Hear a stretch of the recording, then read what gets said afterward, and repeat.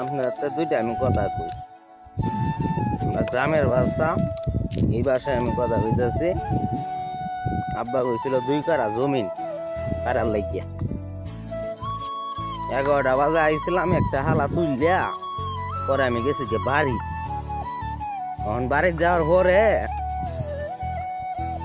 এখন আবার আইছি। রোদে সহ্য হইতেছে না, রেল ধান কাটতেছি, মজা লাগতেছে না।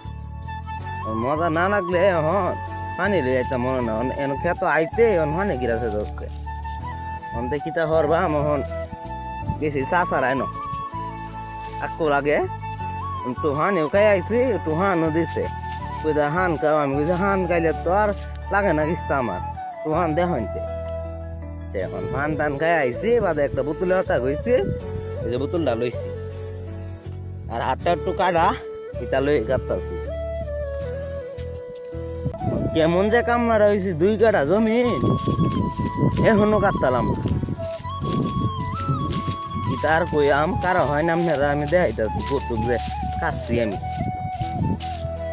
এই যে সারাদিনে এই একটু কাটা, একটু কাটা দিয়ে কি হয়, কি তার কইতাম সহ্য হয় না।